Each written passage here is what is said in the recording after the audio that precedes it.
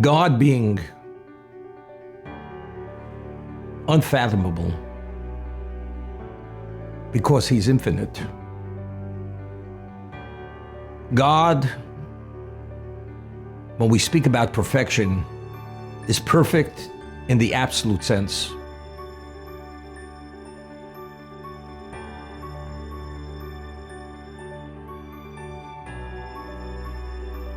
Anything outside of God, when we use the term perfect, it's relative to what's less perfect. For instance, you have a diamond, the flawless diamond. And there's so many aspects to determine the perfection of a diamond. Its shape, its color, its quality, its intensity, how it's cut. And there's no diamond which is as perfect as this diamond. So compared to anything else, it's the most perfect. But yet we may come upon another diamond which may have a clearer color, a more intense color, another shape which may be more perfect. So this is the most perfect. But in the absolute sense, the only thing that's perfect in existence is God himself. A Jew has an obligation twice a day, in the evening and the daytime period, to declare and proclaim his belief in the unity of God. It's known as the recitation of the Shema. Hear, O Israel, the Lord is God, is our God, the Lord is one.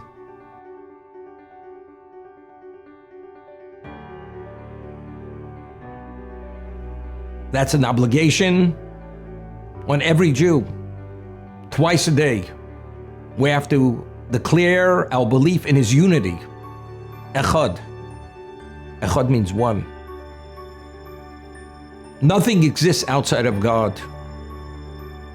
Everything emanates and is an expression of this one being. If we'd want to describe God, how would we describe him?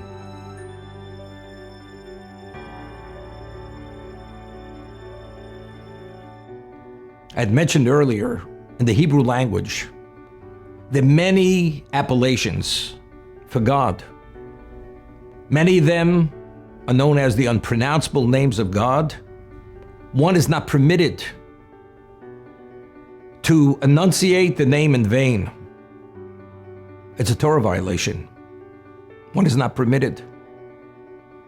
There are other references to God as the merciful one, as the powerful one. Those are descriptions of God. But the names of God, which God himself revealed himself to his prophets, to the Jewish people, in these particular contexts, we have the four-letter name of God, which is pronounced as Adni, the Master, although the spelling connotes was, is, as in the future, meaning God is infinite. Then you have the appellation of God, which connotes that he is the God of justice. This is the attribute of justice. Then there's an appellation of God, which connotes mercy. God is merciful. And then there's an appellation which connotes God is kind, indiscriminately kind to all. Many appellations. But whatever the appellation is, these descriptions of how God relates to this existence doesn't reflect on the essence of God.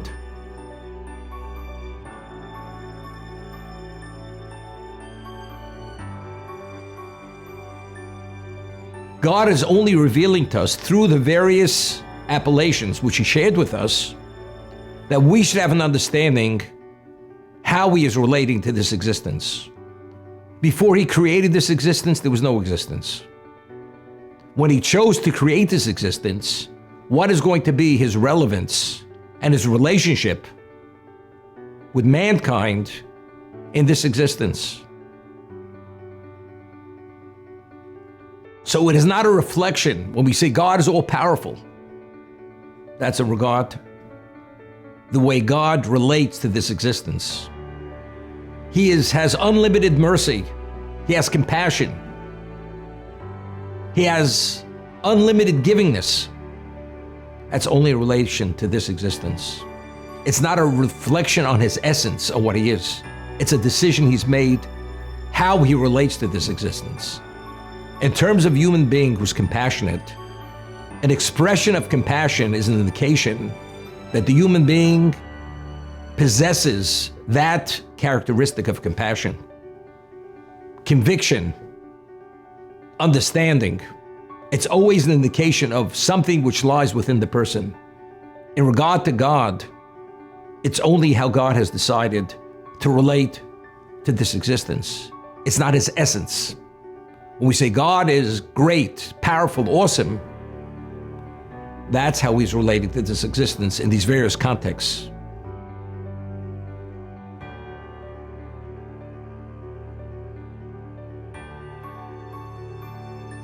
The Maharal of Prague says there's only one word which we could use to describe God, although he's infinite.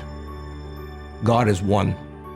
One, the unity of God. Nothing exists outside of God. Although he is unfathomable, because he is infinite, the word echad, one, has relevance to depict and to quantify who he is. And therefore, the Talmud tells over a very interesting story. There's a verse, a statement of King David in Psalms. He says, Mi yamala gvuras Hashem, who is able to utter the power of God, Yashmiya kol tiloso, to make known all this praiseworthiness. So the Talmud tells over a story. There was this rabbi of the Talmud, and he began uttering, expressing all the praises of God. And after he had used many accolades and adjectives to describe God's greatness, he stopped.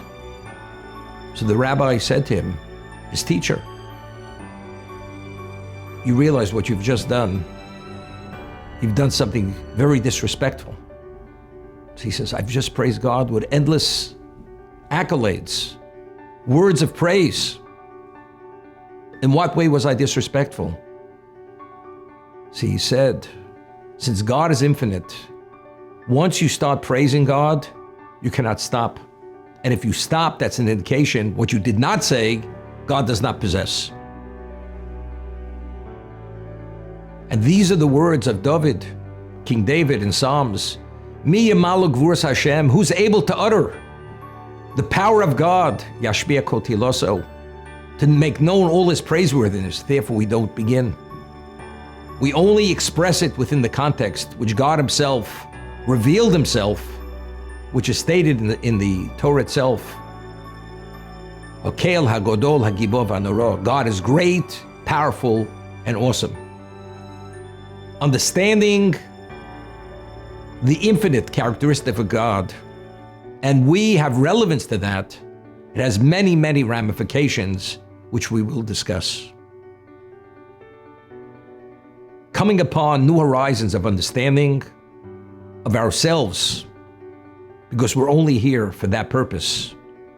It gives us a certain level of encouragement and value and enthusiasm to be motivated to do much more than we've been doing. This point is invaluable, and please share it with your family, with your friends, and with your colleagues.